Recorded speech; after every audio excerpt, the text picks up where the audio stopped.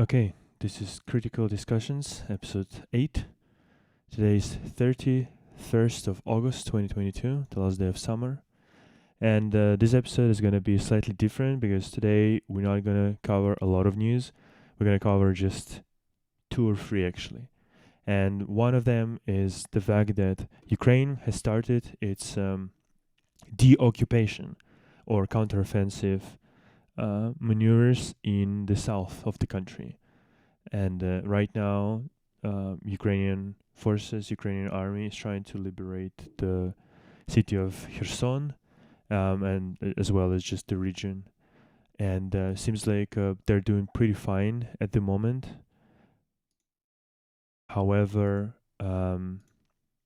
there's not a lot of news right now, not a lot of information about this counteroffensive operation right now, because Ukrainian army actually asked basically for media, for public to stay slightly silent with the information and not like put too much online basically in the media sphere, not to draw too much attention and not to potentially like straight up giving away crucial necessary information to the Russians.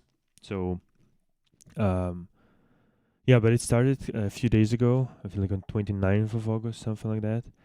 And seems like they're doing pretty well. I've seen the news that apparently Ukrainians deoccupied about like 50 little villages, towns, whatever, little yeah villages basically in that region. Not sure how true it is. Once again, this is right now not particularly well known information. So yeah, but they're doing they're finally started this counteroffensive operation, and it seems like it's doing pretty well at the moment, which is really great. I'm really happy to see Ukrainians deoccupying their territory, and this is something that's been needed, I think, for long time, and finally now that they have advanced weapons, more or less advanced weapons, and just in general the fact that they have weapons um, gives them now an opportunity to actually not only defend their positions but also switch to offensive maneuvers. Great for them, really happy. This once again should have happened long time ago, and if the army wouldn't be in such a poor state as it was, yeah, probably would have happened a long time ago. But we've got what we've got, and so yeah, now it's finally started. So this is really big news. Obviously, it's been in the news recently, in the news for the past again like 2 3 days, and yeah, they're basically destroying this Russian army, or like they're splitting it in like two or three different smaller subdivisions basically, because they're destroying the bridges, destroying ammo depots. They're using very effectively HIMARS systems. They're using very effectively HIMARS system with long range missiles that can go like up to 70 kilometers and whatnot. Very precise and so on and so forth. But also they are using artillery. They're using sort of lesser and older perhaps artillery, but it's needed right now. And apparently United States finally like delivered certain um, certain rockets. For example, like M26, M31 is the very precise rockets for HIMARSs. M26 not as precise, is basically the same as Russians Grad, but it's better than nothing, obviously. And for what they're doing right now, it's pretty good. It's exactly what they need. The fact that they are able to artillery, like shell strike the positions of Russians, and then start the offensive operation on the ground. It's exactly basically is exactly what's working, exactly what's been needed. So yeah. Um, Once again, not a lot of news so far. We're seeing that we're seeing basically reports that Russians are fleeing. They're not even fighting that much because it's one, like, when you are basically shelling the cities into oblivion, and then you're like entering basically dead city or dead village or whatever. And it's another one when you're being shelled actually. And it's like not a lot of things you can do basically about it, right? Like if your position has become known, for some intelligence services, for some just like, I don't know, people spotting you somehow in the distance or something like that, right? Or through satellite imagery, just reconnaissance drone imagery, so on and so forth. Like, yeah, and then your position is known. Maybe you don't know even about it, and then artillery rockets are coming your way. Once again, not a lot you can do about it, and so yeah, you're just running away. Although Putin apparently has um, commanded the military to not give up the positions and actually stay. But obviously, like, it's one thing that some cunt in fucking Kremlin says something to you, but when you're on the ground and you're being shelled, like, you're gonna run because your like self-preservation instincts will kick in. Hopefully, um, once again, so far the Ukrainian side uh, confirmed two ammo depots being blown up, basically. Some BMP, like machine of infantry machine, some drones, not a lot of things, like free tanks, 15 soldiers, not a lot so far, but apparently the advancements are on the way, are like ongoing right now. Once again, I can only congratulate Ukraine with these maneuvers, and I hope they will continue. I hope they will continue, obviously, doing the same even in Donetsk and Lugansk, but obviously right now it's their priorities to actually um, do it in this region, in south of Ukraine, and obviously on the newly occupied basically territories where Russia's control and Russia's sort of grasp on the situation on the ground is not as firm as their presence in Donetsk and Lugansk, because they've been supporting separatists in those regions for like 8 years right now. And so obviously their grasp on situations is in those regions, and their control of those regions is much tighter than, again, in just like newly established territories, newly captured territories, newly occupied territories. So I can kind of understand, obviously, the reasoning behind deoccupying first south of Ukraine, and obviously it has to do with access to sea, basically, because Ukraine obviously needs to continue exporting grain, needs to continue to have access to their ports, and yeah, it's totally understandable. It's totally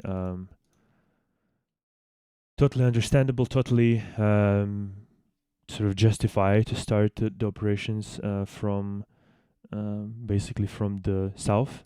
And once again, like the Antonovsky Most, Antonov Bridge, is being right now basically like shelled and damaged, and I don't think Russians can actually use it, and so they're trying to escape.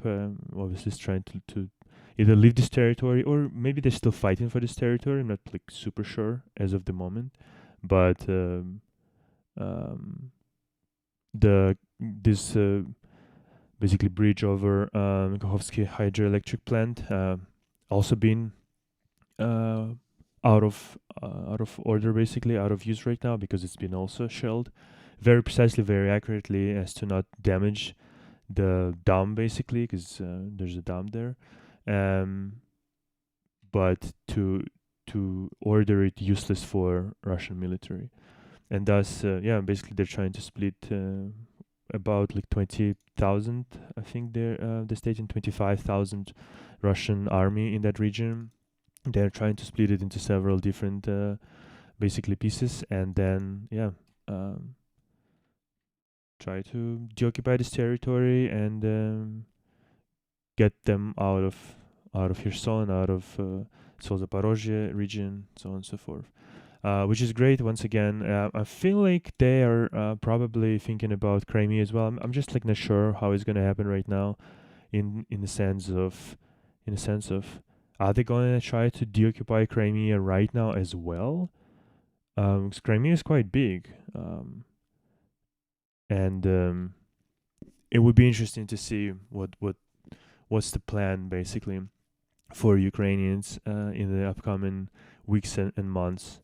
Will they go to Melitopol and Mariupol? Will they try to basically free all the territory of Azov Sea basically, or will they also incorporate sort of advancements to Crimea? Because they're bombing, they're attacking Crimea's key Russian infrastructure and Russian positions in Crimea right now already. So it would be really interesting to once again to see how it's gonna unfold in the upcoming weeks and months. But yeah, this is the main kind of piece of news for today: the fact that this operation has started. But because it's just so like very recent, and once again because Ukraine asked the media to stay kind of radio silent to a degree, you can't like there's not a lot of information at the moment. Um, so yeah, we're gonna see, I guess, in the next like episode, more information about this particular situation, this particular counter-offensive operation, and so far it's been quite successful as far as we can see, as far as the information that reaches the public basically. I mean, obviously, like Ukraine would do that. Maybe like Russia would actually claim that it's not successful, which like anything that comes from like Russian propagandist mouths or Russian officials, you can just discard basically instantly, because they never ever say anything that's even remotely sort of coherent and remotely true. So it's like whatever you say, dude, just fuck off. You said something, whatever. Like there's no even you shouldn't even bother listening to what Russia's officials or once again state media propagandists are saying right now, because it's all lies. It's all lies, it's all hatred, it's all just a bunch of fucking nonsense. All right then. So this is big news number 1, and yeah. One more piece of news that is sort of about this counteroffensive operation, but also about Russia basically in general, and Russia's state of armies, state of military,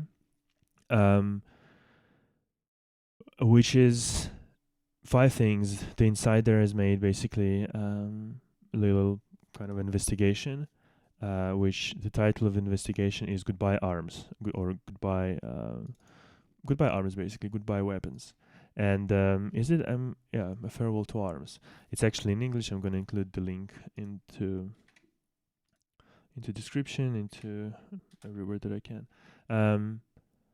But basically, the state of military industrial complex right now in Russia is quite abysmal, and they are not covering the losses in weapons, in ammunition, for example, and so on and so forth.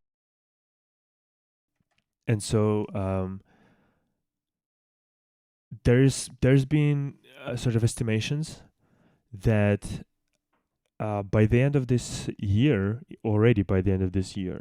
Russia might be out of a lot of weaponry and a lot of ammunition, because right now they're using up to 400 or even 50,000 ammunition of all types in a day, and that's and that's like a lot. That's like really a lot. Um, very interesting. Something very interesting is regarding the high precision weapons, which is being counted not in like thousands but in like hundreds, and they've been Russia has been firing a lot of them already. That's why like right now basically we don't see that many big sort of strikes like with really powerful warheads basically, because Russia simply does not have a lot of them left. I'm going to include once again the link to this article because it's worth reading. I think it's really worth reading because basically like um, the in 2014, since the invasion basically of Crimea, Russia was sort of restoring or restoring their old sort of munitions missiles at a rate about 500 per year, 570,000 per year. But once again, if you are using, let's say, like 50,000 per day, like you can quickly sort of understand that these things are running out quickly in Russia quickly, and the factories are simply not really producing enough of them, not restoring enough of them from restoring based from like USSR based basically weapons. Um, yeah. For example, so yeah, this article talks about uh, service life of like tank barrels. So like one thing is thinking simply about the amount of ammunition, but the other thing is to think about the service life of like engines in tanks, in airplanes, so on and so forth, right? In some sort of like infantry vehicles. And service life again of a barrel can be like 210 rounds or 800 rounds with high explosive, whatever. And maybe you can extend it like even up to 2000, but eventually it will break down, and you're gonna be replacing it. You're gonna be those weaponry will be in need of service. Basically, that's what I'm trying to say. And Russian military industry factories, they are not prepared to basically restore or create new parts basically, or new just the whole new like tanks and so on and so forth at the rate that this war basically requires. So yeah.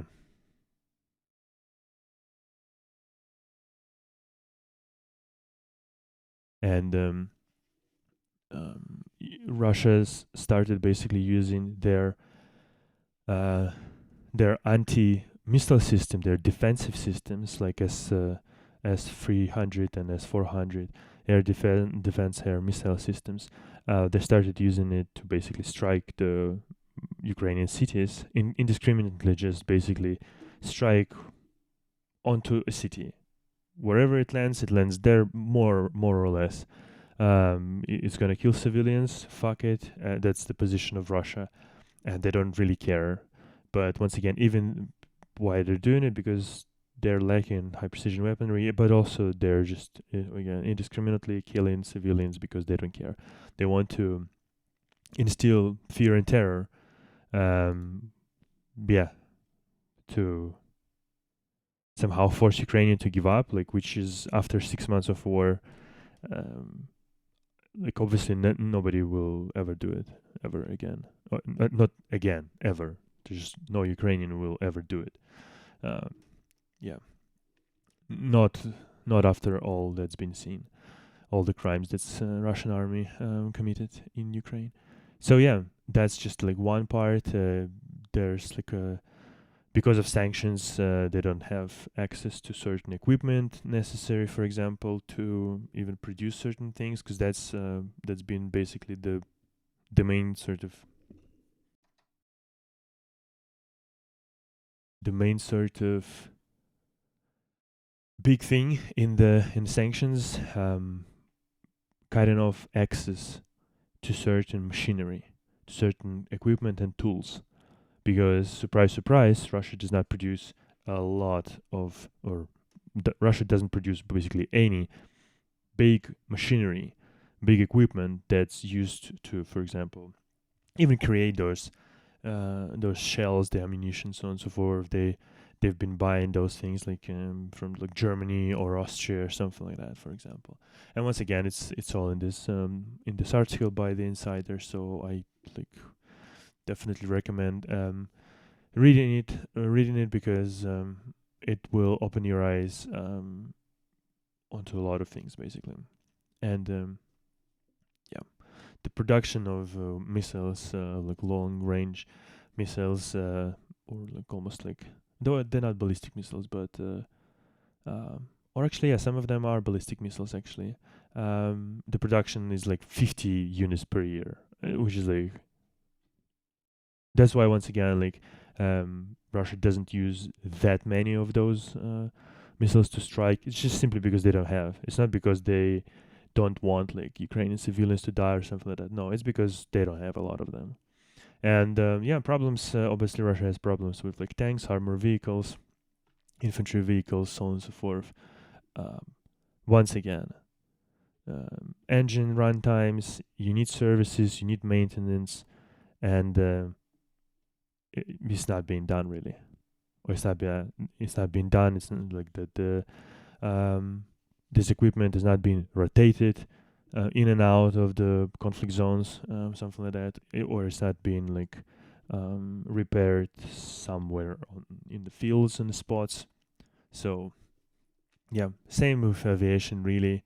Um, Things are gonna be breaking down. Things are gonna be shut down by Ukraine, by their anti aircraft systems, so on and so forth. Yeah, and Russia is losing even like the fighter jets, their aircraft, helicopters, and they're not producing really a lot of them. It's like 30 per year, maybe, and that's been before sanctions. And now I'm assuming it's going to be even harder because probably some components will be really hard to get access to. I'm assuming. I'm not sure if the whole industrial complex produces like all the bits of pieces of electronics and so on and so forth, all by themselves. I mean, kudos to them that they do. I mean, kudos. I don't know. Don't want to kudos to any Russian thing, but if they produce things by themselves, then I guess they will feel less of an impact. But if there's like any components, especially from like Europe, United States, and so on and so forth, those decent democratic countries, right? Then it's going to be really hard for them to actually just even continue, not even to scale the production, but just to continue the production. So, yeah. I suggest anybody interested in this to actually read it. Once again, it's translated into English language, so it's going to be easy for you. Okay,